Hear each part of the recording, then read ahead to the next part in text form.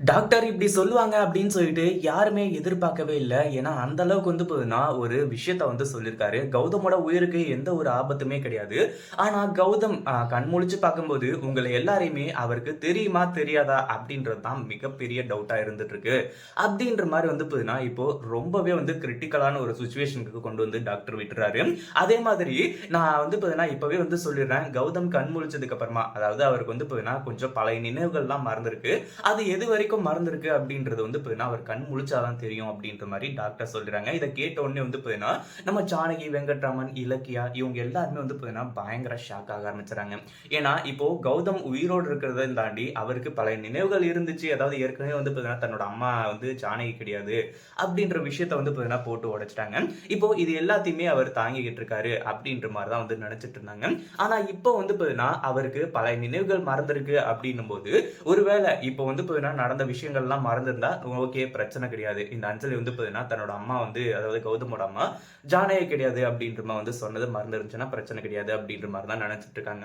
ஆனா அத விட மிகப்பெரிய ஒரு பிரச்சனையே ஸ்டார்ட் ஆக போகுது.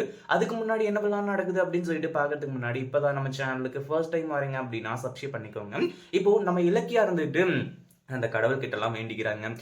இவங்களுக்கு கௌதம்க்கு பாத்தீங்கன்னா, எந்த ஒரு ஆபத்தும் வந்துறக்கூடாது அப்படின்னு சொல்லிட்டு.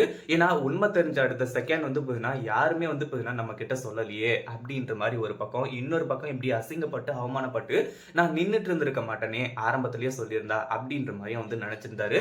அதுக்கப்புறம் அப்படியே நெஞ்ச புடிச்சுக்கிட்டு, அப்படியே பாத்தீங்கன்னா, தலலாம் சுத்தி, அங்கேயே பாத்தீங்கன்னா, மயக்கம் போட்டு கீழ விழுந்துட்டாரு. இப்படி இருக்கும்போது, நம்ம இவங்க எல்லாருமே பாத்தீங்கன்னா, கொண்டு ஹாஸ்பிட்டல்ல சேர்த்துறாங்க இல்லையா? என்னாச்சு, ஏதாச்சுன்னு சொல்லிட்டு டாக்டர் கிட்ட சொல்லி செக்கப் பண்ண சொன்னதுக்கு அப்புறம் தான், இப்போ இங்க இப்படி ஒரு விஷயத்த டாக்டர் சொல்லிட்டு இருக்காரு. அதே சமயம் இந்த அஞ்சலி பாத்தீங்கன்னா, இந்த பைரவி கிட்ட வசமா சிக்கிக்கிட்டா, கௌதம் மட்டும் எதனா ஒண்ணு ஆச்சு அப்படின்னா, உன்னை கொல்ல கூட நான் தயங்க மாட்டேன் அப்படின்ற மாரி சொல்லிடுறேன். அடுத்ததா இந்த அஞ்சலி பாத்தீங்கன்னா, என்னடா இது வம்பா போச்சு. இந்த கௌதமையும், இலக்கியாவும் விரட்டுறதுக்கு நல்ல ஒரு சான்ஸ் கிடைச்சு, சூப்பரான சான்ஸ் அப்படின்னு சொல்லிட்டு நினைச்சிட்டு இருந்தா, இப்போ இப்படி நடந்து போச்சடா அப்படின்ற மாரி பாத்தீங்கன்னா யோசிச்சுட்டு இருக்கேன். இப்போ அடுத்ததா பாத்தீங்கன்னா, நம்ம இலக்கியா இருந்துட்டு அந்த டாக்டர் பாத்தீங்கன்னா வரும்போது, அதாவது கௌதம்க்கு ட்ரீட்மெண்ட்லாம் செஞ்சு முடிச்சுட்டு, வெளிய வரும்போது, "என்னாச்சு டாக்டர்? ஏதாச்சு?" அப்படின்னு சொல்லிட்டு விசாரிக்கும்போது தான் இந்த விஷயத்த எல்லாத்தையுமே சொல்றாங்க. "எங்களுக்கு எங்க கௌதம் பாத்தீங்கன்னா, மறுபடியும் கிடைச்சாலே போதும். அவனுக்கு எந்த ஒரு ஆபத்தும் வராம இருந்தாவே போதும்." அப்படின்ற மாரி பாத்தீங்கன்னா, ஜானகி, வெங்கட்ராமன் இவங்க எல்லாருமே பாத்தீங்கன்னா ஏத்துக்கிறாங்க. ஒரு பக்கம் நம்ம இலக்கியா இருந்துட்டு, இப்போ எல்லாமே நல்லது தான் நடந்திருக்கு அப்படின்ற மாரி நெனச்சுட்டு இருந்தாலுமே கூட, கௌதம்க்கு உண்மை தெரிய இப்போ இந்த பிரச்சனை எல்லாம் முடிஞ்சிருக்கு. ஆனா அதே சமயம் பாத்தீங்கன்னா, இந்த அஞ்சலிய எப்படி அடக்குறது? அஞ்சலி பாத்தீங்கன்னா, அடிக்கடி இந்த விஷயத்த பத்தி கௌதம் கிட்ட எடுத்துட்டே இருப்பாளே, அப்படின்ற மாரி பாத்தீங்கன்னா யோசிக்கிறது மட்டும் இல்லாம, அஞ்சலியோட கதைக்கு பாத்தீங்கன்னா ஒரு முடிவு கொண்டு வர போறாங்க.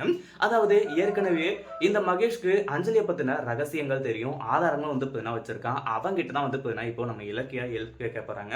"நீ என்ன விஷயத்த வச்சு அஞ்சலிய மிரட்டிட்டு இருக்க?" அப்படின்னு சொல்லிட்டு நான் ஓரளவுக்கு பாத்தீங்கன்னா கெஸ் பண்ணியிருக்கேன். ஏன்னா அஞ்சலி இப்போ பிரெக்னன்ட்டா இல்ல அப்படின்றது தான் பாத்தீங்கன்னா நம்ம இலக்கியா சொல்றாங்க. ஆனா இந்த மகேஷ் இன்னொரு ஒரு விஷயத்தையும் சேர்த்து சொல்லப் போறான். அதாவது அவ இப்போ பிரெக்னன்ட்டா இல்ல அப்படின்றது எவ்வளவு உண்மையோ, அவளால எப்பவுமே பிரெக்னன்ட் ஆக முடியாது அப்படின்றதும் அவ்வளவு உண்மை அப்படின்றத சொல்லிடுறான். இத பத்தி நீங்க என்ன நினைக்கிறீங்க? அந்த வீடியோ பிடிச்சிருந்தா லைக் பண்ணுங்க, ஷேர் பண்ணுங்க. இப்பதான் நம்ம சேனலுக்கு ஃபர்ஸ்ட் டைம் வரீங்க அப்படின்னா சப்ஸ்கிரைப் பண்ணிக்கோங்க.